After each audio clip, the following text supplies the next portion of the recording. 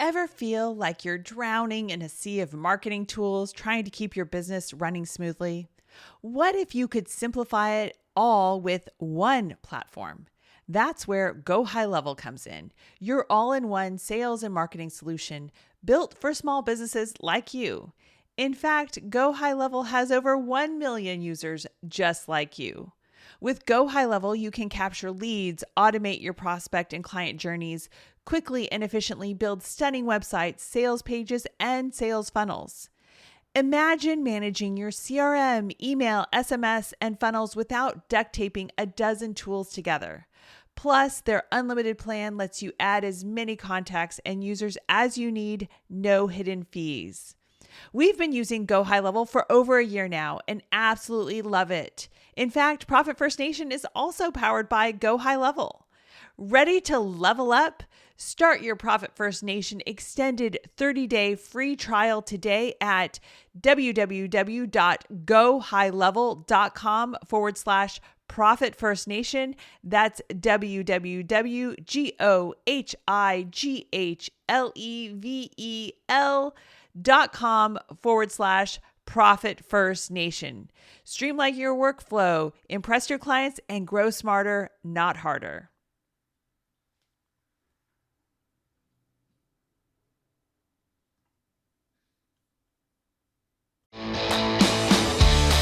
Welcome to Profit First Nation, the official podcast for entrepreneurs who are operating their businesses in the zone of permanent profitability. I'm Mike Michalowicz, the author of Profit First, and now here's your Profit First Nation guide, Danielle Mulvey. Welcome back to Profit First Nation, my entrepreneurial friends. Today is another value builder episode. So an episode where we really start to kind of peel back the layers on one of the 8 value drivers that, makes the valuation of your business either, go higher or cause you some problems and go lower. And even though, most of us think, this is my dream, I have my company and such, you never know when you're going to have to exit your business. And that exit might be a planned exit, or it could be a tragic exit. And so what you want to do is just constantly be mindful of the opportunities in your business that you can be maximizing the valuation of your business. Most businesses sell for like a 3.3 multiple on their earnings before taxes. And ideally, the highest valuations are coming in at a 7+ multiple on earnings before taxes. So that is why we focus on these episodes where we're talking and peeling back again the layers on one of the 8 value drivers of your business, because when you're driving the value of your business, you're obviously also increasing that profitability, and that profitability becomes the basis that the multiple is applied to get the valuation for your business. Basically, that big check that you're cashing out on for all of your blood, sweat, tears, and forethought into getting your business at its maximum valuation. And, this takes time, right? So this is, again, just keeping on it. You tune into this podcast because every week you're open to a new dose of how can you make your business better, more profitable. So today, the value driver that we are going to focus on is called the Switzerland structure. What's the Switzerland structure? Well, I think you could maybe guess what it is. And, when you think about Switzerland, Switzerland is the epitome of neutrality, right? They are not dependent upon anyone. In fact, they are in the middle of Europe and don't use the euro for its currency. They were not involved in the prior 2 world wars. Again, the epitome of neutrality. They're even the home of the Geneva Convention. And, we hold Switzerland in high regard for their neutrality. And so that same concept of that same sort of neutrality is the point of not being dependent upon one customer, not being dependent upon one employee, and not being dependent upon one vendor. So, you don't want an overwhelming dependence upon one customer. You cannot be over-reliant in your business on one employee, and you don't want to have over-allegiance to one vendor. So we're going to break these down today and talk about like what it takes and what you can do to make sure that you are operating a Switzerland structure when it comes to who you have as your customers, your employees, and your vendors, and that there is not an over-reliance on one particular of either category. So when it comes to sales, right? I mean, we're not in business if we're not making sales. And so we're going to start here. And rule number one is that you can't have all of your eggs in one basket when it comes to customers and sales. Oh gosh, this brings back some just, crazy memories, lots of emotion. But I started my first business at the ripe old age of 25. And guess what? I started with one customer. I started with a whale of a customer, a big customer. I started with service merchandise. So I'm dating myself. And service merchandise was basically a sort of catalog showroom. They had over 600 locations across the country. They sold jewelry, housewares, luggage, toys, etc. In fact, they were the number one retailer of jewelry in the country. They just weren't K Jewelers. They just weren't inside the mall.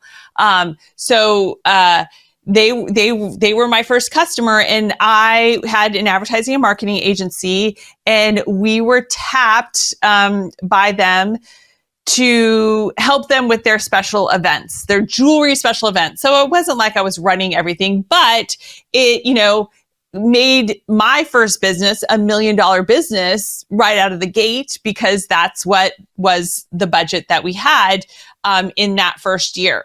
So I think everything's great. I start to bring on a couple of employees. We start doing some media planning, start spending some money for campaigns, photo shoots, etc.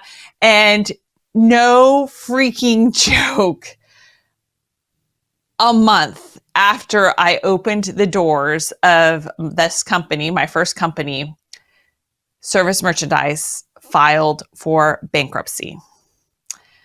And I was just blown away because we had, again, spent money. And when a company files for bankruptcy, the bankruptcy court can say, oh, well, you don't have to pay these invoices. The bankruptcy court can even claw back money that had been paid to vendors and such. And so it was a very just kind of scary time. A turnaround company came in and started doing things. They shut down locations, et cetera, and such.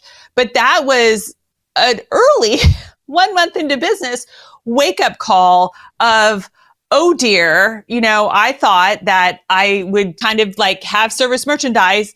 And it wasn't my plan that they would be my only customer, but out of the gate, I thought, oh, I've got some time here.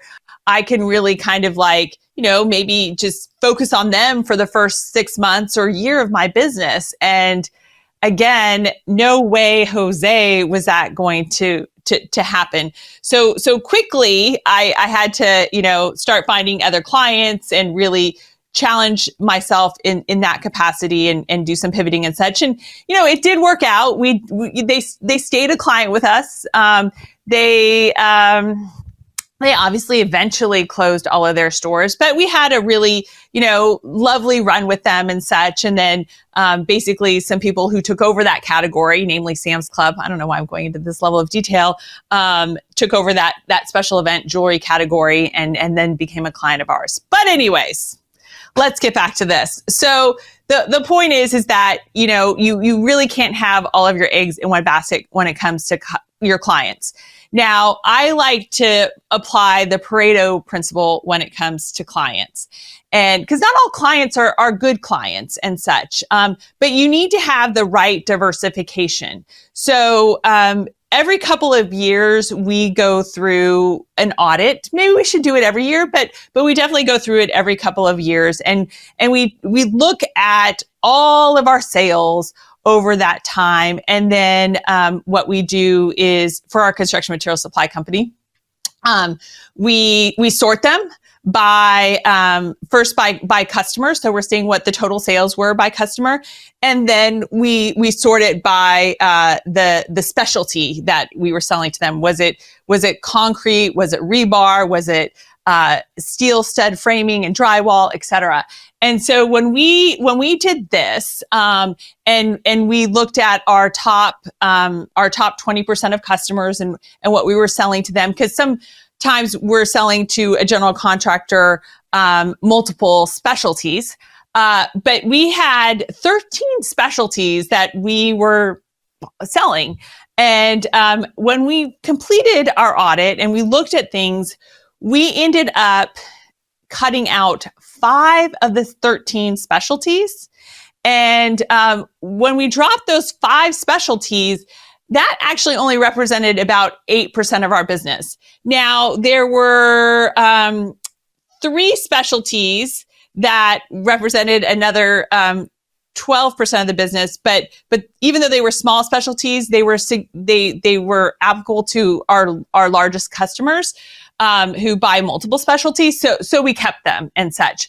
But we exited 5 specialties, and really that gives us perspective too, because when we looked at that, those specialties, those customers weren't that great of customers to begin with.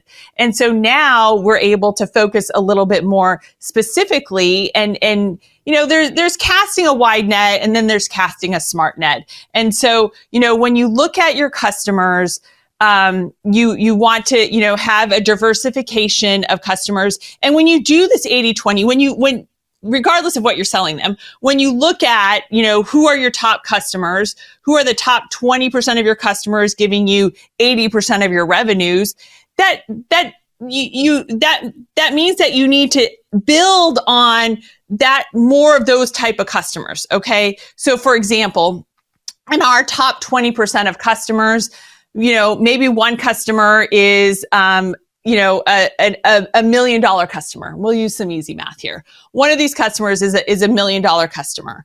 And then we've got other customers who, you know, only bought 40,000, 50,000 with us. But what I need to do now is I need to find other customers who can be the potential of being $1 million customer. So you're constantly up-leveling your business, and you're getting rid of that bottom hanging fruit in your business.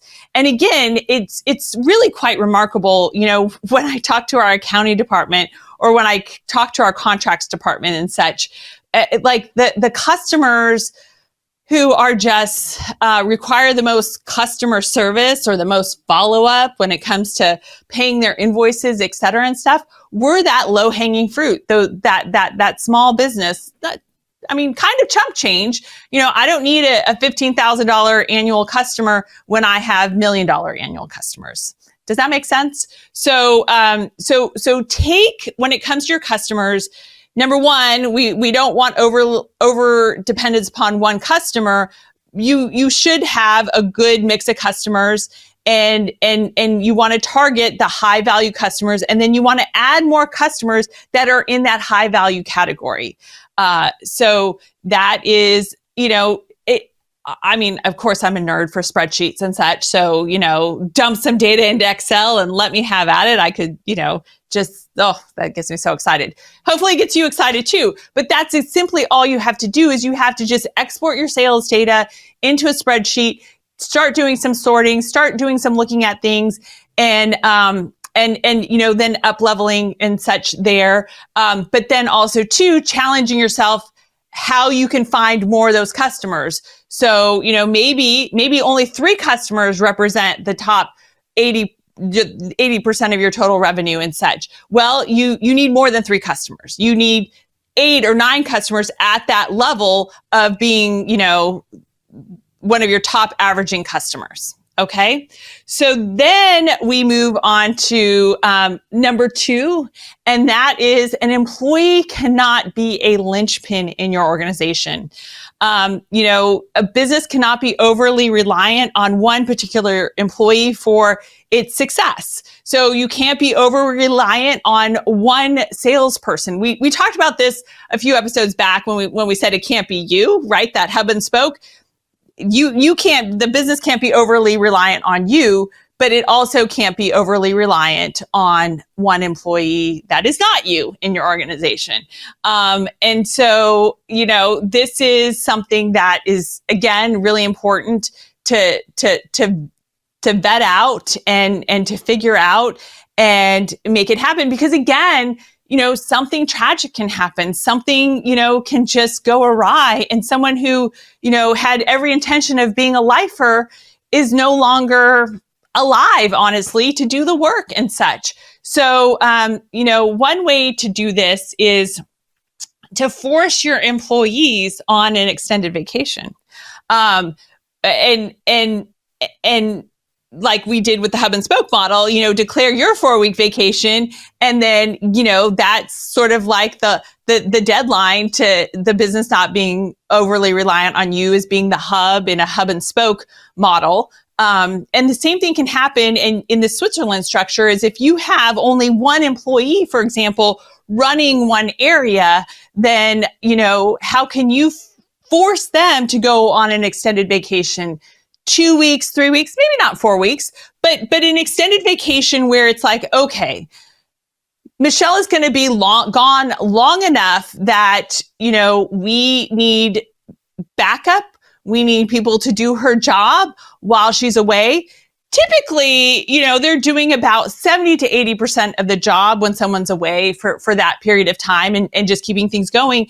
And so you're really kind of also wanting like multiple people to be shouldering the burden of one person gone, not one person shouldering the burden of one person gone and still doing their job, right? Ideally. And so this cross training, this understanding. And the interesting thing about doing this is, you actually start to gain some efficiencies in your business when you have someone from one area. So for example, we took some people in our contracts department and cross-trained them in the accounting department because that was a smaller department than contracts. So, when we did that, it was kind of interesting that contracts went under the hood of accounting and saw how things were being done. And there was some ahas of like, oh, hey, actually we could do this part and we could do this going forward. Or, hey, we have this information in this report. This would help you and things like that. So it actually like was a double win-win. Our accounting department got some relief and got some ability to be able to like walk away and not feel that when they would come back from an extended vacation that they would be overwhelmed with work because it was 80% of it was being done while they were gone. And then we got some efficiencies as well when, two departments in the same organization are kind of like actually looking under the hood and seeing what's happening and such and seeing how they can, complement each other in a more efficient way. So that is, you don't want one employee to be a linchpin. And so forcing an employee from a department or an employee who is on the verge or is a linchpin in your organization, really is that opportunity to make this shift and to, get back into a Switzerland structure when it comes to your employees and not having that over-reliance or dependence upon one employee. All right. And then number 3, of course, if we don't want an over-dependence upon one customer, we don't want an over-dependence upon one employee, we don't want an over-dependence or a single vendor in our wheelhouse here, and we don't really want a significant majority of material supplies or services to be dependent upon one vendor as well. So again, a vendor audit is a great opportunity, and there should be plenty of market share, and ideally, once you start getting clear about things, and once you start like in this process, ditching those customers who are taking a lot of your time, but only giving you, paltry sales, and start up leveling your customers to bigger dollar customers. Well, now you've got more demand for your vendors to supply you and such. So, like to a certain degree, some people think, oh, I need to do the volume. And some vendors, to be honest, they've got these tricks to, or incentives, shouldn't use the word tricks. They have these incentives that, try to get loyalty from you and your business and such. And, to be honest, you might need to like look into things and be aware of things and such. One of our vendors, actually put out an incentive program that actually benefited the employees and not necessarily us, the business. And, it could have swayed an employee to be like, oh, well, I'm just going to call such and such and place the order with them. I'm going to call such and such and place the order with them, because they were getting points that they could then redeem for, prizes with this particular vendor. So you just have to be wary of what's going on with your vendors and why certain vendors are chosen. And, sometimes, of course, it's not choosing the lowest price vendor if it means that there's going to be some, unreliability or delays or quality issues, et cetera, and such. But, you never know too, when a vendor, your favorite vendor, might get into trouble themselves and not be able to fulfill the orders like they did. So you want to keep it, again, you want to be like Switzerland. You want to be, not dependent upon any one party or any one constituent, not one vendor either. And there's going to be a multitude of reasons why, you might have a pool of vendors and why some business might go to vendor X and other business might go to vendor Y and such. So the vendor audit is really, important to keep it fair and kind of interesting in your organization as well. And you have to weigh, these incentive programs and such. Sometimes these incentive programs, come at a greater expense, because now they're having to provide these incentives and such. So, we've benefited, one time we benefited from something, but then when I looked at things, it didn't make sense for us to continue using that vendor going forward, even though the prior year we had gone on a fabulous trip down under to Australia that was completely paid for and such. So, you just have to really weigh things out, be prudent, be strategic, be looking at your numbers, be doing these audits and analysis, not monthly, not quarterly necessarily, but at least twice a year. Really breaking this down. Now, you need to be looking at the employee stuff all the time, obviously, but when it comes to the customers and to the vendors, you want to do it periodically and no less than every 2 years and such. So, that is the Switzerland structure. And, something for you to be working in and diving in on. Remember, if you would like to work with a certified Profit First professional accountant, bookkeeper, or coach, you can do that by going to profitfirstnation.com and clicking on contact. And then also when you click on contact, make sure that you pop in and send us a question. We love the questions that you give us. And remember, we answer questions on episodes ending in 0, episodes ending in 5 with Billy Ann, and episodes ending in 8 with Mike. So we are feeding you, so you're doing Profit First right and not Profit First-ish. Cheers to another profitable day, my entrepreneurial friend. Thanks for tuning in to the Profit First Nation podcast. We hope you found today's episode valuable and that it's inspired you to take action towards achieving permanent profitability in your business. If you want to learn more about how to implement Profit First in your business and connect with a community of like-minded entrepreneurs, be sure to visit us at profitfirstnation.com to download our how-to guides and resources. Remember, permanent profitability is within your reach. and we're here to support you every step of the way. So let's do Profit First right together. Profit First Nation website related podcasts and videos are provided for general information purposes only and do not constitute accounting, legal, tax, or other professional advice. Visitors should not act upon the content or information found here without first seeking appropriate advice from an accountant, financial planner, lawyer, or other professional. Hey, this is Ro. And if you're a business owner struggling with hiring or just tired of doing it yourself, I highly recommend the Build Your Dream Team Secret Podcast series. There are 7 episodes packed with real stories from founders who've cracked the code on hiring, built high-performing teams, and finally got out of the day-to-day grind.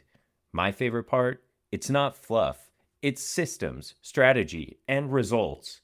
Text DREAM to 55444.